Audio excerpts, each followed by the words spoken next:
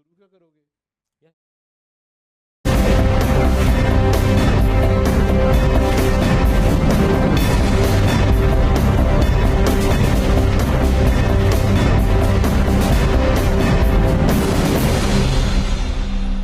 بسم اللہ الرحمن الرحیم، السلام علیکم۔ پروگرام زیر بحث میں خوش آمدید۔ میں ہوں آپ کا میزبان ذوق احمد۔ ناظرین، آج ہم جس موضوع پر بات کریں وہ عام آدمی اور عید الاضحیٰ، اور پہلے سیکشن میں ہم اسی چیز پر بات کریں گے کیونکہ دو عیدیں آتی ہیں سال میں، اور یہ ایک ایسے موقع ہوتے ہیں خاص طور پر ہمارے مذہب کے اندر بھی، جہاں پر اس ملک کے اندر اور پوری دنیا میں تمام مسلمان جو ہیں وہ خوشی مناتے ہیں اور خوشیاں بانٹتے ہیں۔ یہ تہوار ہوتے ہیں جو لوگوں کو جوڑتے ہیں، جو گلے شکوے ہوتے ہیں اس کو دور کرتے ہیں، اور یہی پیغام ہمارا مذہب بھی دیتا ہے اور یہی پیغام تمام امت بھی دیتی ہے۔ لیکن ملک کے جو حالات ہیں اس میں ہم نے جب اس بار عید الفطر گزری تو کراچی کی ایک رپورٹ سامنے سے نظروں سے گزری، اس میں بتایا گیا کہ جو تاجروں نے سامان اپنی دکانوں کے اندر منگوایا تھا وہ 50% بھی نہ بک پایا۔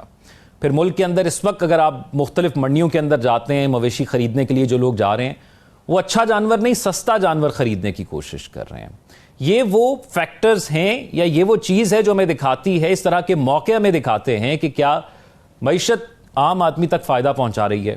حکومت کے دعوے ہیں کہ معیشت بہتر ہو رہی ہے، ساتھ یہ بھی دعویٰ ہے کہ معیشت جو ہے وہ اوور دا نائٹ نہیں ٹھیک ہوگی، لیکن عوام یہی سوال کرتی ہے کہ آخر اس کا فائدہ ہمیں کہاں پہنچے گا۔ جو لیونگ سٹینڈرڈ ہے عوام کا وہ اس سے اوپر نہیں، وہ اس جگہ بھی نہیں، وہ اس سے نیچے جا رہا ہے۔ آپ دیکھیں کہ ان خوشی کے تہوار کے اندر بھی لوگوں کے چہروں پر اگر مسکراہٹ نہ آ سکے تو پھر حکومت وقت کو یہ سوچنا چاہیے کہ یہ مسکراہٹ کیوں چھن گئی ہے ان سے۔ پھر یہ بھی سوچنا ہوگا کہ کیوں لوگ جو ہے وہ مایوسی کی طرف جا رہے ہیں، کیوں جو دعوے کیے جاتے ہیں اس کو وہ ایکسیپٹ نہیں کر پا رہے، اس پر وہ یقین نہیں کر پا رہے، اور پھر ان کی زندگی بہتر بھی نہیں ہو رہی۔ اب بجٹ آنے والا ہے، اس میں پتہ لگے گا کہ مزید کیا ہوگا، لیکن آج کیونکہ کل عید ہوگی اور آج فائنل راؤنڈ بھی قربانی کے جانوروں کا جاری ہے، لوگ منڈیوں کے اندر جا رہے ہیں، تو ایک پیغام ہم اپنے پلیٹ فارم سے بھی اپنے تمام دیکھنے والوں کو دیں گے کہ یہ جو آنے والی عید ہے کل، یہ ہماری طرف سے عید مبارک، اور اس کے ساتھ ساتھ پھر اس عید پر خوشیاں اگر آپ کو مشکل ہے ڈھونڈنا تو کیسے ڈھونڈی جا سکتی ہیں۔ نجم ثاقب صاحب، ظفر ہلالی صاحب اور ثاقب رشید صاحب تینوں سینئر تجزیہ کار ہمارے ساتھ موجود ہیں۔ نجم ثاقب صاحب، مسائل کافی ہیں اور ہر دور میں ہوتے ہیں، اور پھر یہ بھی کہا جاتا ہے ہر جگہ ہوتے ہیں، ہر ملک میں ہوتے ہیں، وہ جو ایک خوشی کی کرن ہے اس کو تلاش کیسے کرنا ہے؟ دیکھیے، دل تو میرا چاہتا ہے کہ میں آپ کو بتاؤں کہ آج ہی ورلڈ بینک کی ایک رپورٹ آئی ہے اور اس میں کہا گیا ہے کہ 45% جو پاکستانی ہیں وہ غربت کی لکیر سے نیچے گزار رہے ہیں، اور اس میں 19% کے قریب جو لوگ ہیں وہ انتہائی غربت میں گزار رہے ہیں۔ دل تو میرا چاہتا ہے میں یہاں سے شروع کروں، لیکن میں یہاں سے شروع نہیں کر رہا۔ دل تو میرا چاہتا ہے ذوق میاں کہ میں آپ کو بتاؤں کہ کتنے ہزاروں سینکڑوں لوگ ہیں جو آج شام اپنے اپنے گھروں کو ٹرینوں کے ذریعے، بسوں کے ذریعے پہنچیں گے، اور ان کے دماغ میں خرچے ہیں، لیکن میں یہ بات نہیں کروں گا۔ دل تو یہ چاہتا ہے کہ میں آپ کو بتاؤں کہ قربانی کرنی تو دور کی بات، اب تو حصہ ڈالنے والی بھی حیثیت نہیں رہی، لیکن میں یہ بات نہیں کروں گا آپ سے۔ دل تو میرا یہ چاہتا ہے میں آپ کو بتاؤں کہ وہ جو بچپن کی عیدیں ہوتی تھیں، جو عید خوشی لے کے آتی تھی، وہ آج کل قرضہ ہے جی، کیسے اترے گا، دال روٹی نہیں چل رہی، کون سی قربانی، کیسی قربانی۔ لیکن میں آپ کو یہ بات نہیں کروں گا۔ دل تو یہ چاہتا ہے کہ معاشیات پہ آپ کو ایک پورا لیکچر دوں اور بتاؤں کہ یہ جو بجٹ آ رہا ہے اس میں عام آدمی کا، غریب آدمی کا جو سوا ستیہ ناس ہونے والا ہے اس کے بارے میں کچھ آپ کو اندیا دوں، لیکن نہیں، اس لیے کہ عید کل ہے۔ تو دل میرا کیا چاہ رہا ہے؟ دل تو یہ چاہ رہا ہے یہ ساری باتیں کرنے کو، لیکن میں نے کیا باتیں کرنی ہے؟ ایک دو کرنی ہے بس۔ پہلی بات یہ کہ کل عید ہے، اور آج کی شام جو ہے اپنے بچوں کے ساتھ، بیگم کے ساتھ، آپ اپنے شوہر کے ساتھ، ماں باپ کے ساتھ، بزرگوں کے ساتھ، دادا دادی، نانا نانی اگر آپ کی حیات ہیں ان کے ساتھ بیٹھیے اور خوش ہوئیے کہ کل عید ہے۔ کیونکہ مسلمانوں میں یہ دو ہی تو تہوار ہیں، اور پھر ایک 12 ربیع الاول آتا ہے، میرے نبی پاک صلی اللہ علیہ وسلم کی جو ہے وہ ولادت کا دن ہے، سب سے قیمتی دن وہ سال کا. تو دل تو بہت کچھ چاہتا ہے کرنے کو. صرف ایک بات یعنی آپ کے توسط سے آپ کے لاکھوں دیکھنے والوں کو، کہ ہمیں یہ تو یاد رہا کہ حضرت ابراہیم علیہ السلام تھے اور حضرت اسماعیل علیہ السلام تھے، اور پھر اس کے بعد وہ کچھ گفتگو ہوئی، اور اس کے بعد ایک چھری ہے جو کہ ان کے گلے پہ آنی تھی حضرت اسماعیل علیہ السلام کے، لیکن ایک دمبا جو ہے وہ آ گیا وہاں پہ. اور اس کے بعد سے دکھ اس بات کا ہے کہ ہمیں حضرت ابراہیم علیہ السلام یاد رہے، حضرت اسماعیل علیہ السلام یاد رہے، اور دمبا یاد رہا. ہمیں یہ یاد نہ رہا کہ یہ قربانی کس چیز کی قربانی ہے، اور اس کا میسج کیا ہے، اس کے اندر پیغام کیا دیا گیا، اور اس پیغام کو کیا پوری جو عالم اسلام ہے، جو مسلمان ہیں پوری دنیا میں، کیا اس پہ وہ عمل درآمد کرتے بھی ہیں کہ نہیں، کیونکہ پیغام بھی بھول چکا ہے. تو آپ کے پروگرام کے توسط سے ایک تو عید مبارک آپ سب کو جو آپ دیکھ رہے ہیں. دوسرا یہ ہے کہ اس پروگرام کے بعد ذرا تھوڑا سا تحقیق کیجئے گا، کوئی آرٹیفیشل انٹیلیجنس، کوئی چیٹ جی پی ٹی، کوئی اس طرح کا گوگل شوگل، کہ عید قربان کا، یہ عید الاضحیٰ کا جو اصلی میسج ہے وہ کیا ہے. دل تو چاہتا ہے کہ وہ بتا دوں ابھی، لیکن میں نے ابھی نہیں بتانا، کیونکہ شاید کچھ لوگ اس کو دیکھیں اور پھر ان کو پتہ چلے، اور اگلی دفعہ جب عید الاضحیٰ آئے تو ان کو پتہ ہو کہ یہ صرف دمبا نہیں ہے، یہ صرف یہ نہیں ہے کہ آپ نے کپڑے پہن لیے اور آپ نماز آپ نے پڑھ لی جو کہ واجب ہے، یہ کچھ اور بھی ہے. اور وہ کیا ہے یہ آپ سب لوگ اب جاننے کی کوشش کریں. صاحب ایک چیز یہاں پہ ایڈ کرتا ہوں، پھر یہ معاشرے کے اندر یہ ہو رہا ہے کہ دکھاوا زیادہ ہے اور وہ اصل مقصد کم ہو گیا. جانور کتنا اچھا تھا، کتنا بڑا تھا، اس کو دوسروں کو دکھانا ہے، بتانا ہے، شیخی مارنی ہے جو صاحب استطاعت ہیں، وہ اس سے ایک نیگیٹو میسج بھی جاتا ہے، احساس کمتری بھی ہوتی ہے. ایسا ہی ہے، بالکل ایسا ہے. اور اس میں تو اگر آپ دیکھیں نا، اسلام کی جو روح ہے، آپ کے مذہب کی جو روح ہے، بدقسمتی سے یہ عید الاضحیٰ جو ہے نا، یہ ریلیجن کی بجائے یہ کلچرل اینگل بن گیا ہے جس کی آپ بات کر رہے ہیں، کہ اس کو کلچرلی دیکھا جاتا ہے کہ نہیں جی بکرا تو ضرور لینا ہے. اور جب جاتے ہیں وہ 80,000 سے تو شروع ہو رہی ہے بات. بھائی یہ تو ایسے لگتا ہے کہ آپ کو اپنے بیٹے کا ولیمہ وغیرہ کروا رہے ہیں. تو آپ ٹھیک کہہ رہے ہیں کہ اس میں دکھاوا نہیں ہونا چاہیے.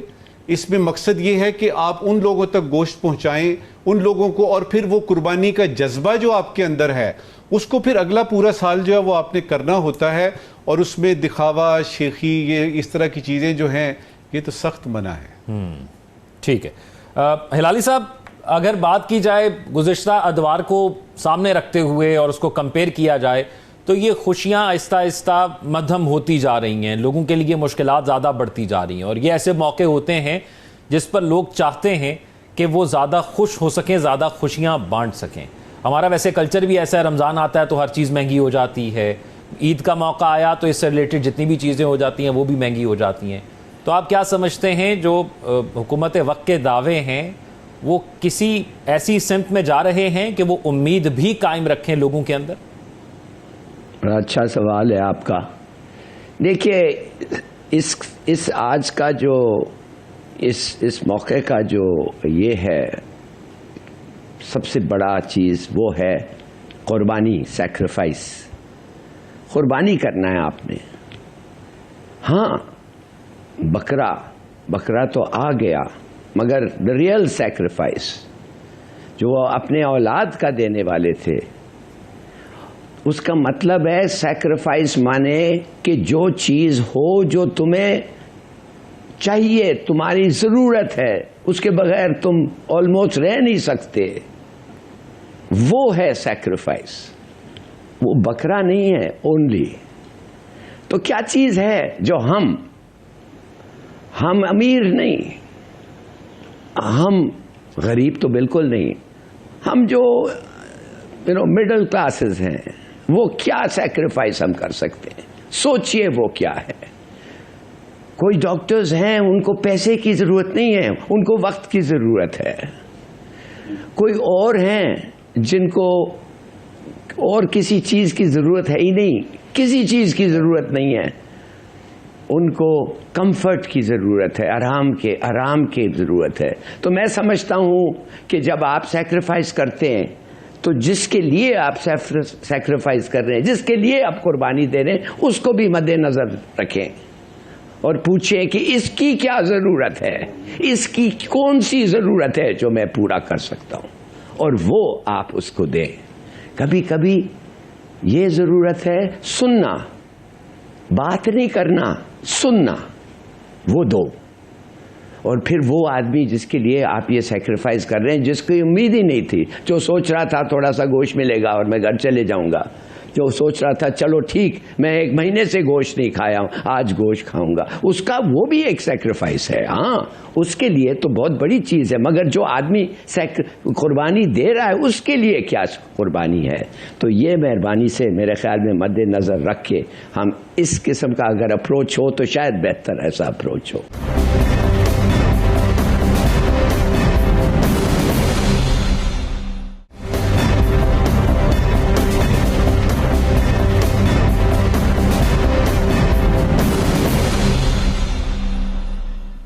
بریک کے بعد خوش آمدید ناظرین. اب معاملہ ہے کہ ڈونلڈ ٹرمپ صاحب نے جب پاکستان اور بھارت کے درمیان جنگ شدت اختیار کر گئی تو 10 تاریخ کو 10 مئی کی صبح ایک ٹویٹ ان کی جانب سے آیا. ایکس پر انہوں نے ایک پیغام جاری کیا جس میں انہوں نے کہا کہ پاکستان اور بھارت کے درمیان سیز فائر ہو گیا ہے اور اس میں انہوں نے کردار ادا کیا ہے. اور پھر بات وہاں پر ختم نہیں ہوئی. جب مشرق وسطیٰ کے دورے پر گئے تو وہاں پر بھی بار بار انہوں نے اس بات کا کریڈٹ لیا اور اس بات کو پاکستان کے وزیر اعظم شہباز شریف صاحب نے گزشتہ روز دہرایا. انہوں نے کہا کہ امریکی صدر ٹرمپ امن کے دائی ہیں، جنگ بندی کے لیے ان کا کردار سراہتے ہیں، لیکن صرف پاکستان اور بھارت کا معاملہ نہیں ہے جو ڈونلڈ ٹرمپ دیکھ رہے ہیں. جب وہ انتخابی مہم کے اندر تھے اور 20 تاریخ کو جب 20 جنوری کو انہوں نے اپنے دوسرے دور کے صدارتی حلف اٹھایا تو اس سے قبل 2 دعوے انہوں نے ثالثی کے اور بھی کیے تھے. ایک دعویٰ انہوں نے کیا تھا رشیا اور یوکرین کے حوالے سے اور ایک دعویٰ انہوں نے کیا تھا غزہ اور اسرائیل کے حوالے سے. وہ دونوں اپنی جگہ قائم ہیں. اب نہ تو رشیا اور یوکرین کے درمیان حالات سازگار ہوئے ہیں، جو کچھ ہوا ہم نے دیکھا، زیلنسکی وہاں پر گئے، کیا ملاقات ہوئی، پھر گزشتہ دنوں جو یوکرین کی جانب سے ایک ڈرون اٹیک کیا گیا، اس کے بعد ڈونلڈ ٹرمپ کی ولادیمیر پوٹن سے ٹیلی فونک گفتگو ہوتی ہے اور کہتے ہیں کہ یہ معاملہ آگے جا کر ٹھیک ہوگا. ابھی یہ معاملہ سیٹل ڈاؤن نہیں ہو رہا. پھر جو امن معاہدہ غزہ اور اسرائیل کے درمیان ہوا وہ بھی قائم نہ رہا.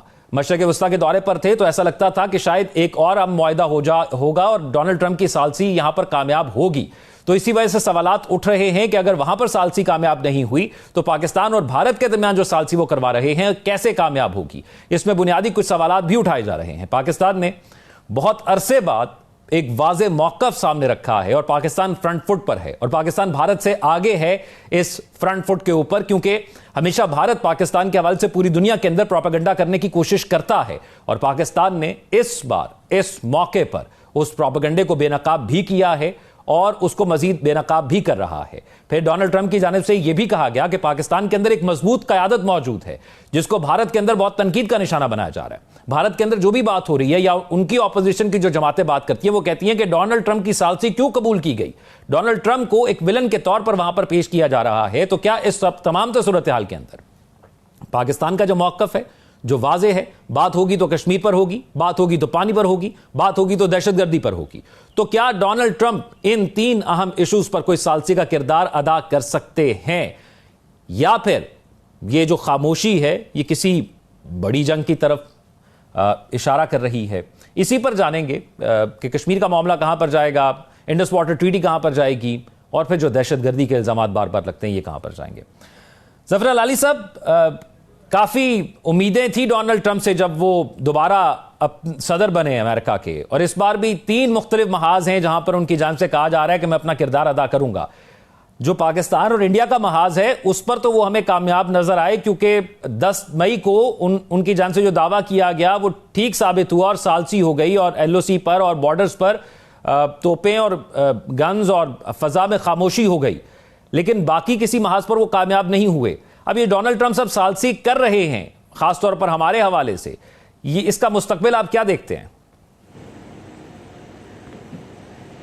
جب آپ کہتے ہیں ہمارے والے سے، کیا آپ کا مطلب جو انڈیا پاکستان کے درمیان کر رہے ہیں؟ جی جی جی، جس کا دعویٰ بھی کافی بار وہ کر چکے ہیں، جس کا کریڈٹ بھی بولے. اس کی ذکر جی دیکھیے، میں اگر آپ مجھے اجازت دیں تو یہ 3 باتوں پہ یہ ثالثی کر رہا ہے نا ٹرمپ صاحب. ایک تو ہے ایران اسرائیل پہ، ایک ہے روس یوکرین پہ، اور تیسرا ہے انڈیا پاکستان پہ. اب انڈیا پاکستان پہ میں آتا ہوں، میں جلدی سے یہ بتاتا ہوں. ایران اسرائیل میں تو ان کی ثالثی تو کدھر ہے ثالثی؟ یہ تو ایسا لگ رہا ہے کہ جو ایران کا پوزیشن تھا وہ تو اور بھی سخت ہو گیا ہے، اور اسرائیل کا جو دھمکی تھا کہ ہم ان کو اٹیک کریں گے اگر انہوں نے اپنے فیسلٹیز رکھے، انریچمنٹ پروسیس کی کیپبلٹی رکھیں تو ہم ان پہ اٹیک کریں گے، وہ تو اور بھی یہ ہو گیا ہے. تو ادھر کامیاب بالکل نہیں ہو رہا ہے. اور جدھر تک رشیا یوکرین میں، میرے خیال میں اب اٹس ویری کلیئر کہ اب روس جوابی کارروائی کرے گا، اور وہ جوابی کارروائی ایسا ہوگا جو لوگ بھولیں گے نہیں. بقول مہیدیو جو ان کا ڈیپیوٹی ہے، اس نے کہہ چکا ہے کہ ہمارا جو رسپانس ہوگا اٹ ول بی اسٹننگ. تو ادھر بھی نہیں کامیاب ہو رہے. اب آ جائیں آپ انڈیا پاکستان پہ. یہ کیسے کر سکتا ہے ٹرمپ کہ کشمیر کی ایشو پہ ہمیں بٹھا کے بات کروائیں اور اس کا حل ہو جائے؟ 77 سال میں تو نہیں کر پایا. امریکہ نہیں کر پائی، ہر پریزیڈنٹ نے، کوئی پریزیڈنٹ نہیں کر پایا، کوئی ملک نہیں کر پایا. تو یہ کیسے ہو سکتا ہے؟ اور اب تو انڈیا کہہ دیا ہے کہ اب اس پہ تو بات ہو ہی نہیں سکتی. اب ایک ہی چیز پہ بات ہو سکتی ہے کہ آزاد جموں اینڈ کشمیر وہ ہمارا ہے اور وہ کب ہمیں ملے گا.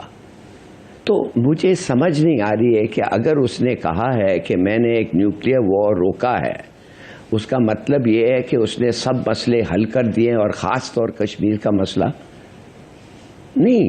That is not what he meant. اس کا مطلب یہ تھا کہ میں نے جب انٹرونشن کی تھی، مسئلہ ہاتھ سے باہر نکل رہا تھا، اب یہ رک گیا ہے، اب میں نے کچھ حد تک اس کو روک دیا ہے، بس. اور کچھ نہیں کہا اس نے. اور ان کو میں نے کہا ہے کہ ٹریڈ کرو، لڑو مات، اور یہ سب چیزیں. تو میرے خیال میں کچھ کوئی پروگریس نہیں ہوا ہے.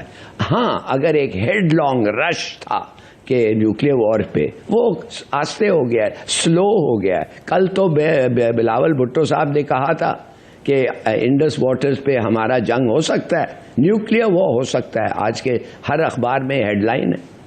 تو کس قسم سے یہ مانے کہ کیا ثالثی، کون سی ثالثی کامیاب ہوئی ہے؟ کوئی ثالثی کامیاب نہیں ہے. ہلال صاحب، آپ یہ سمجھتے ہیں کہ کسی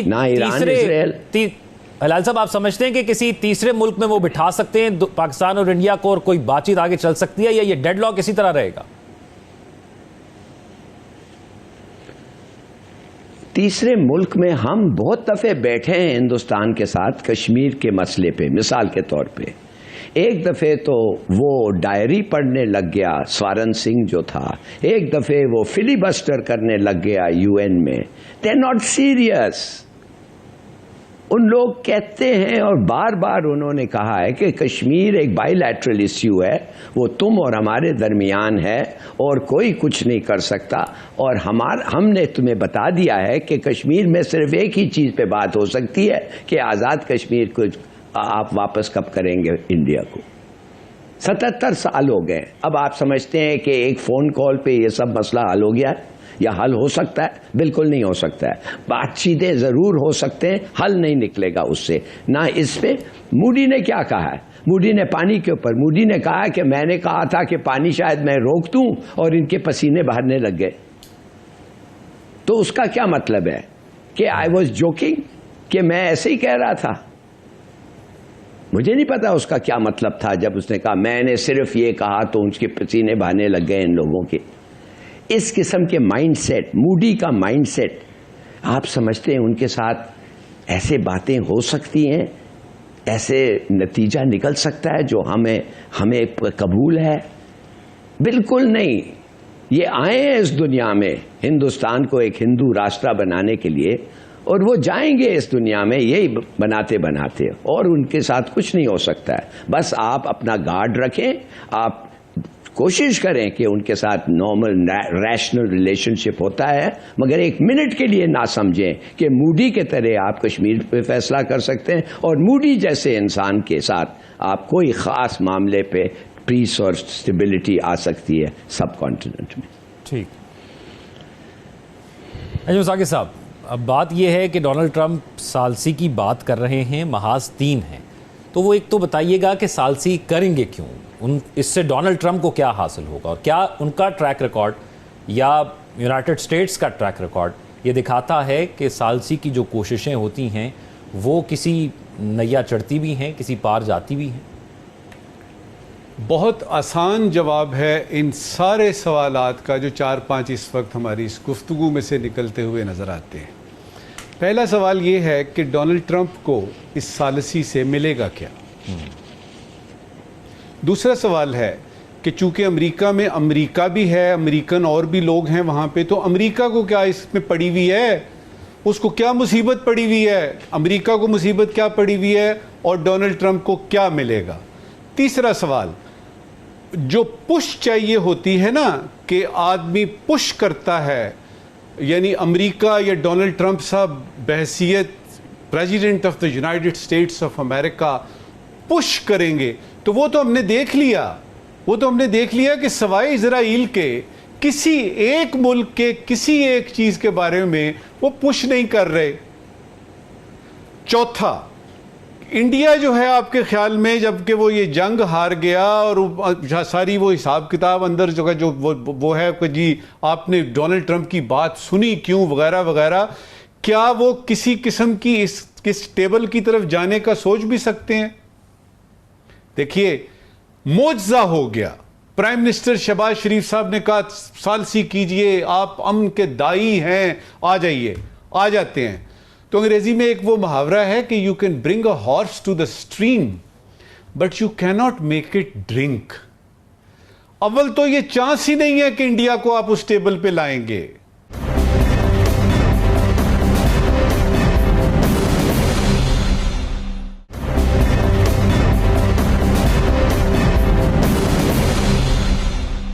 اگر انڈیا آ بھی گیا تو پانی نہیں پیے گا، یہ تو پکی بات ہے۔ اب یہ ہے کہ پھر آپ کا سوال آتا ہے کہ پھر یہ سارا کو یا الہی یہ ماجرا کیا ہے؟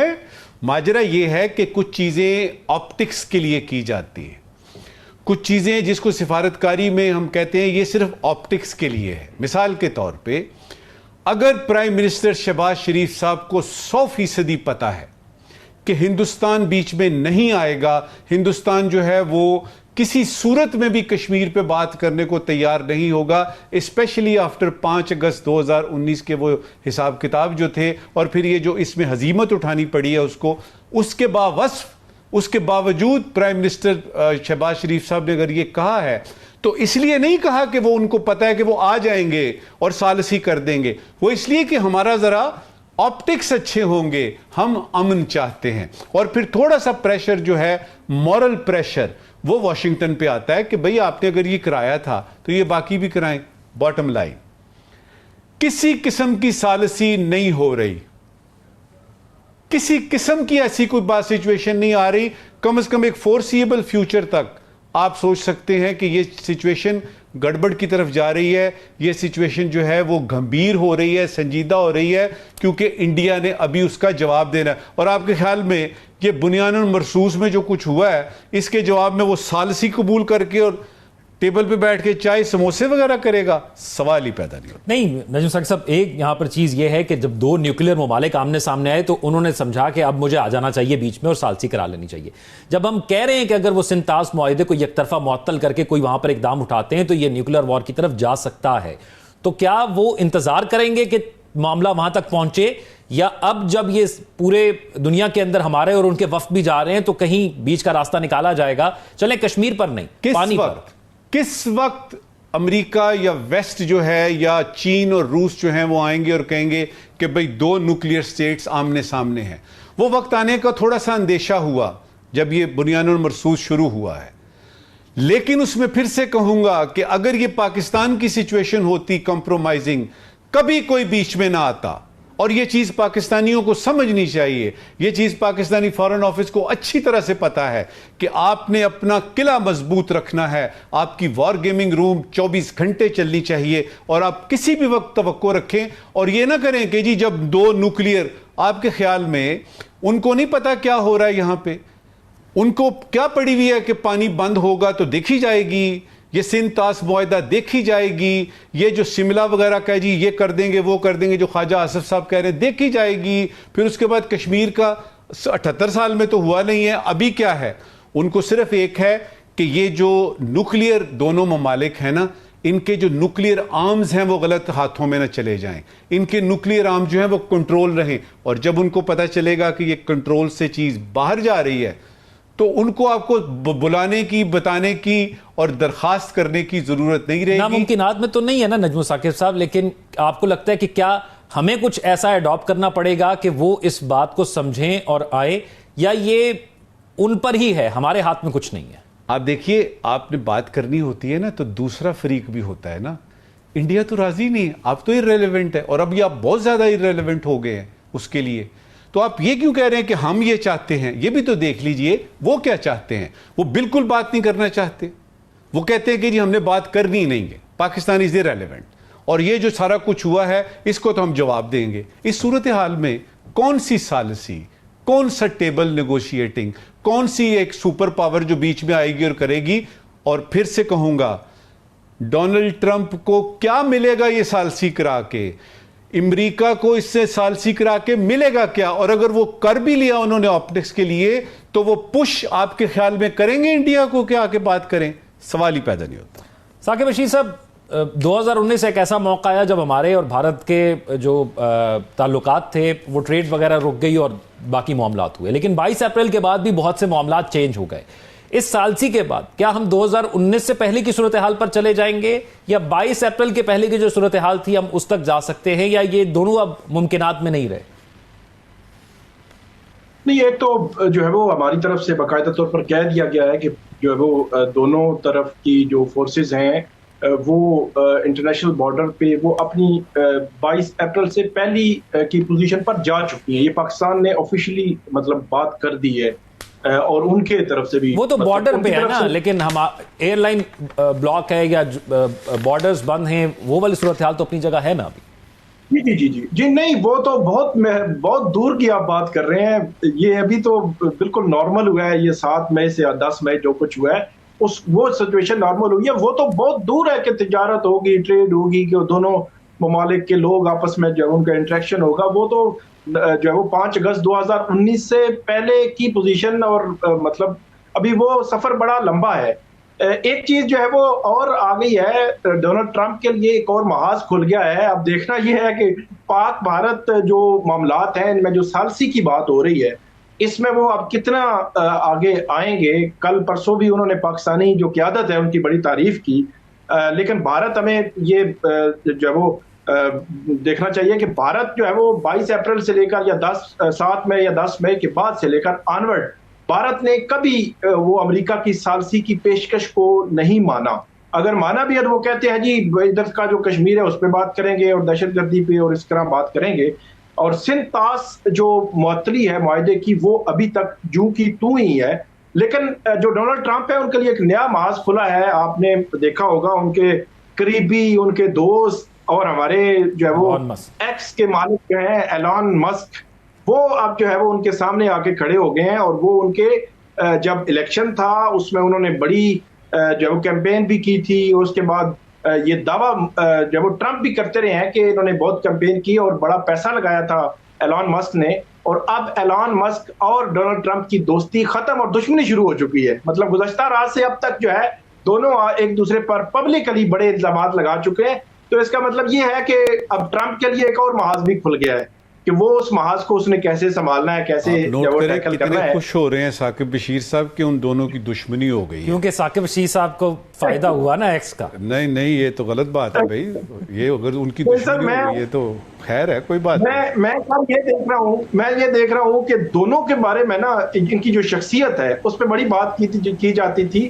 تو دونوں نے یہ ثابت کیا ہے کہ اگر تعلق ہو یا دوستی ہوگی یا دشمنی ہوگی, درمیان کی کوئی چیز نہیں ہے. تو جیسے ہی ان کا تعلق ختم ہوا دشمنی شروع ہو گئی, اور ایک دوسرے پر انہوں نے الزامات کی برمار کر دی. اور ایلان مسک کے کانٹریکٹس جو ہے وہ منسوخ کرنے کی بھی ڈونلڈ ٹرمپ نے بات کی ہے, اور مسک صاحب نے پتہ نہیں پرانی فائلیں کھول دی ہیں ٹرمپ کی. تو یہ ایک نیا جو ہے وہ محاذ ان کے لیے شروع ہوا ہے. لیکن پاکستان کی جانب سے ابھی بلاول بھٹو زرداری صاحب کی سٹیٹمنٹ بھی آئی, اس سے قبل پرائم منسٹر جو ہے اسٹیٹمنٹ دے چکے ہیں, جو فیلڈ مارشل ہیں وہ اسٹیٹمنٹ دے چکے ہیں کہ جو وار ہے وہ پانی پہ جو ہے وہ وار اگر جو ہے وہ ہو سکتی ہے ممکنہ طور پر اگر ہوئی تو, کیونکہ بھارت اس معاملے میں کوئی پیش رفت ابھی تک ہمارے ذرائع بتاتے ہیں کوئی پیش رفت نہیں ہے. کوئی جو ہے وہ تیسرے ملک میں بیٹھ کر جو بات چیت کرنے والی جو معاملہ تھا وہ بھی چیزیں آگے ابھی تک نہیں بڑھی. ابھی صرف یہ ہے کہ جو سیز فائر والا معاملہ ہے وہ چلے گا, لیکن سندھ طاس معاہدہ معطلی کا جو ایک میرا خیال ڈیڈ لاک ہے, بہت بڑا ڈیڈ لاک ہے. اگر بھارت اس میں کچھ جو ہے وہ اوپر نیچے کرے گا تو ریئیکشن پاکستان کی طرف سے آ سکتا ہے. اور بار بار جس کی طرف بات کی جا رہی ہے, بلاول بھٹو زرداری صاحب نے امریکہ میں بیٹھ کر یہ بات کی اور انہوں نے درست بات کی کہ اگر آئندہ جنگ ہوئی پاک بھارت تو پھر ٹرمپ صاحب کو یا امریکہ کو وقت نہیں ملے گا ثالثی کے لیے یا درمیان میں آنے کے لیے. اس لیے وہ بار بار پاکستان اس طرف پش کر رہا ہے امریکہ کو یا دنیا کو کہ آپ جو یہ معاملات ہیں, مسئلہ کشمیر ہے یا سندھ طاس معاہدہ یک طرفہ معطلی ہے, ان چیزوں کو دیکھیں, بیٹھیں, ان کو ریزالو کروائیں, وگرنہ یہ چیزیں جو ہے وہ ہاتھ سے نکل جائیں گی. اس کی طرف بار بار پاکستان جو اشارہ کر رہا ہے. ٹھیک ہے, ایک بریک کی طرف ہمیں جانا ہے, لیکن ابھی تو بھارت کے لیے وہ والا ایک ٹائم فریم چل رہا ہے جس میں ابھی تو اپنی شکست کو وہ تسلیم کر رہے ہیں. ابھی تو وہ بتا رہے ہیں کہ ہمارا کتنا نقصان ہوا ہے. ابھی تو پوری طرح اپنی قوم کو یہ بھی نہیں بتا سکے کہ اس جنگ میں ان کے ساتھ ہوا کیا ہے, لیکن پھر بھی ہمیں ہمیشہ تیار رہنا ہے, اور ہم پہلے بھی تیار ہیں. جب انہوں نے در اندازی کی تو ہم نے ان کو بھرپور جواب دیا, آئندہ بھی ہوگا تو بھرپور جواب دیں گے. لیکن ثالثی والا سوال اپنی جگہ قائم ہے. ایسا لگتا ہے کہ اس ثالثی کا کوئی فرق نہیں پڑنے والا ان چیزوں پر جن بنیادی ایشوز پر ہم سوال اٹھا رہے ہیں یا ہماری حکومت بات کر رہی ہے پوری دنیا کے اندر. ایک بریک کی طرف چلتے ہیں, اسٹے ود اس.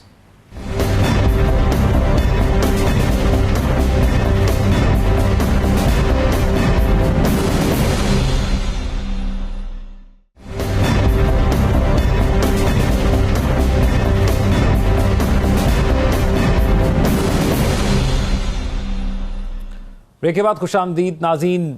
ایک انتہائی افسوسناک واقعہ, ثنا یوسف کو قتل کیا گیا. وہ ایک جو ہے وہ سوشل میڈیا سنسیشن بنی ہوئی تھی, ٹک ٹاکر تھیں, اور یہ بڑا ہی یہ اس طرح کا واقعہ جب بھی ہوتا ہے کچھ سوالات کھڑے کرتا ہے کہ معاشرتی طور پر اس قدر ہم اتنے کیوں گر گئے ہیں, یا ایسی کیا خرابی ہمارے ذہنوں میں پیدا ہوئی ہے کہ اس قسم کے واقعات ہوتے ہیں. اور یہ پہلا واقعہ نہیں ہے, اس سے پہلے بھی بہت سے ایسے واقعات ہوئے ہیں.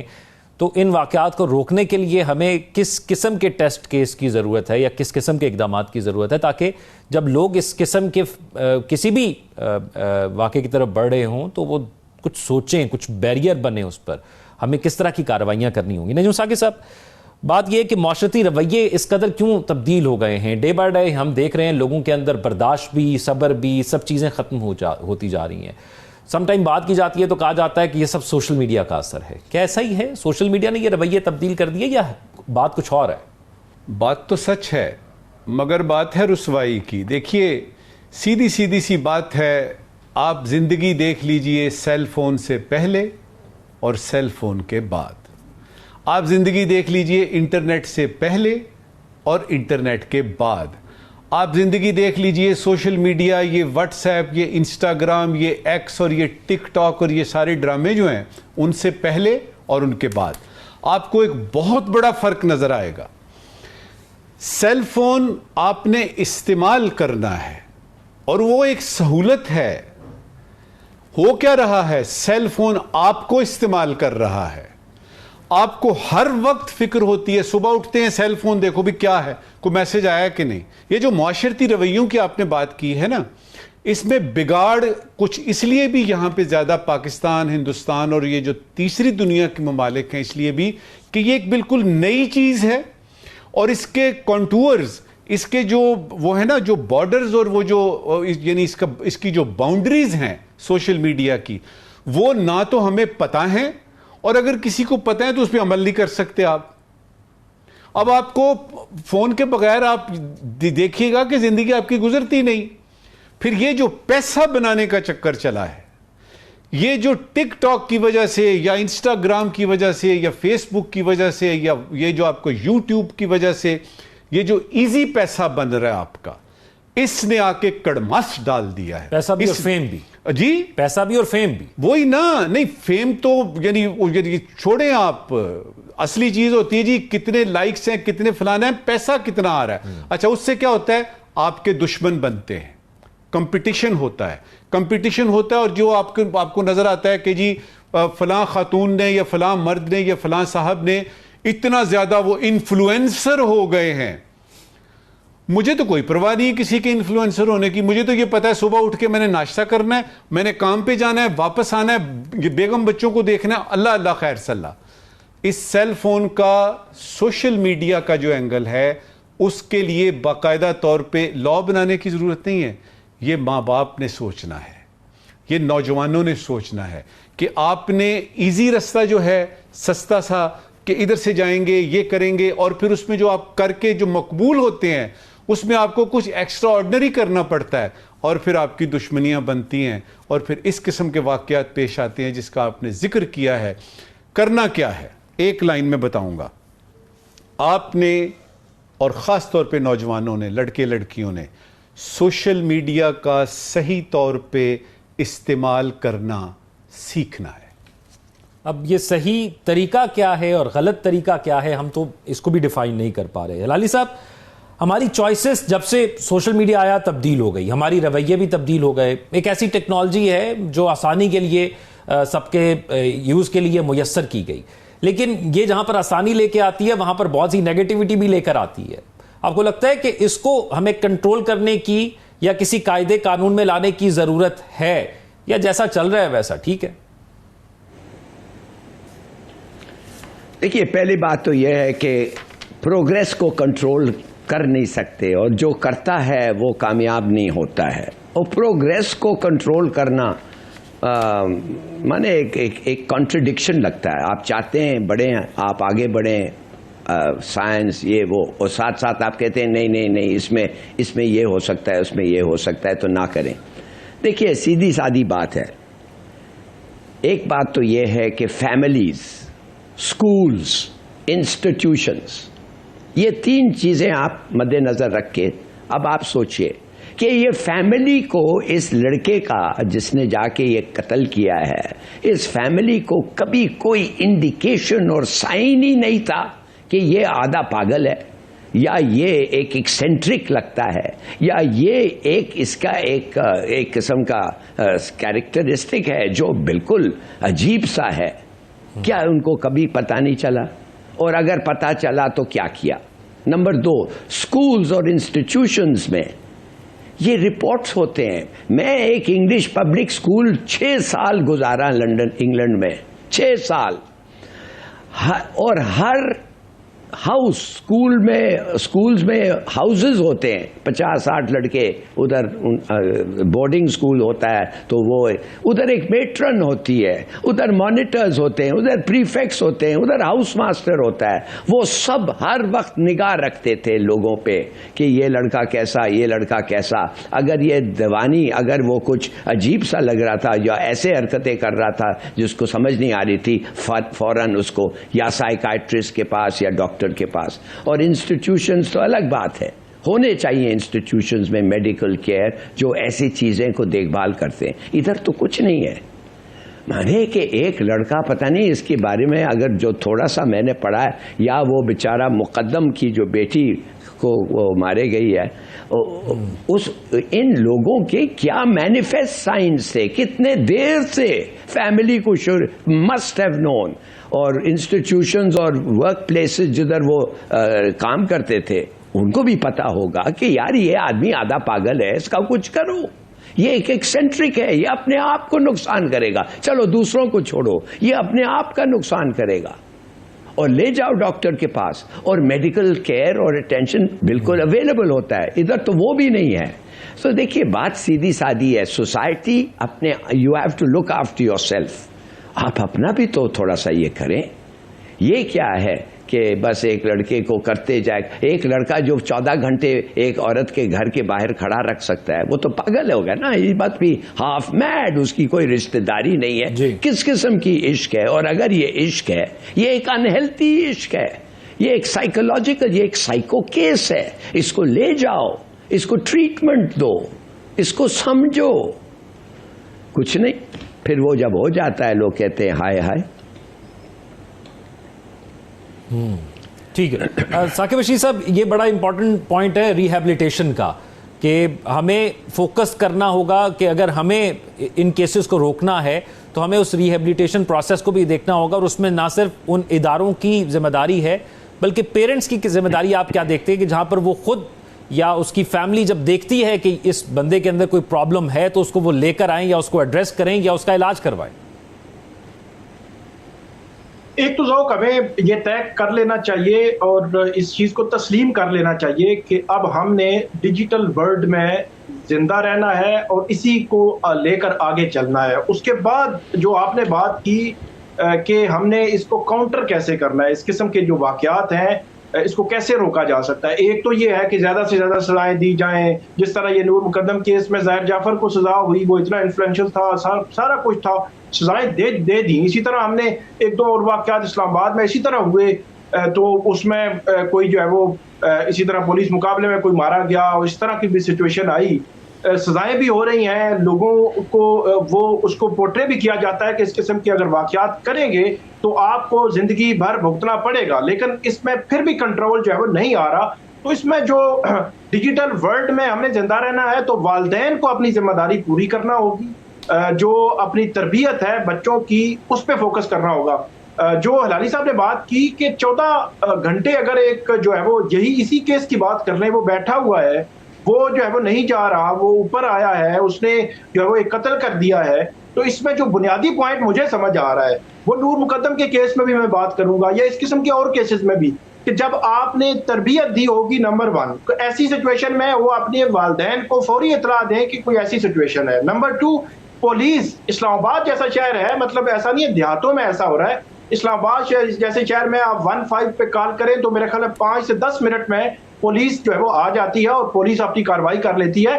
بلکہ آئی جی اسلام آباد جو ہے انہوں نے اس چیز کا ذکر بھی کیا کہ اگر ہمیں تھوڑا سا ٹائم تھا، اگر ان میں ہمیں جو ہے وہ اطلاع ہو جاتی تو ہم پہنچ جاتے تو یہ ایک پاسبلٹی تھی کہ ان کو بچایا جا سکتا تھا. اسی طرح نور مقدم کے کیس میں بھی یہی تھا کہ وہاں پہ بھی اطلاع اگر ہو جاتی پولیس کو تو ہو سکتا ہے سینیریو مختلف ہوتا. تو اس لیے ایک مجموعی طور پر حکومت کو اپنا رول ادا کرنا پڑے گا اور جو معاشرے کو اپنے لیول پہ اپنا کردار ادا کرنا پڑے گا. یہ ایک مائنڈ سیٹ ہے جو صرف سزاؤں سے یا اس قسم کے اس پہ ایکٹ سے ختم نہیں ہو رہا. اس میں مائنڈ سیٹ کو پڑھنا ہوگا، اپنے بچوں کی اچھی تربیت کرنی ہوگی. وہ بے شک ڈیجیٹل ورلڈ میں جا رہے ہیں، یوٹیوب میں، ٹک ٹاک میں، کہیں پہ بھی، انسٹا میں، اب ان سے آپ نہیں روک سکتے. ہلالی صاحب نے درست کہا، کوشش کریں 100، آپ نہیں روک سکتے. جب روک نہیں سکتے تو پھر ان کی اچھی تربیت کریں، تب اس قسم کی سچویشن کو وہ ہینڈل کر سکیں. 92 نیوز کی جانب سے اور ہمارے پورے پینل کی جانب سے آپ کو ایک بار پھر سے عید مبارک. اپنا خیال رکھیے گا. اللہ حافظ.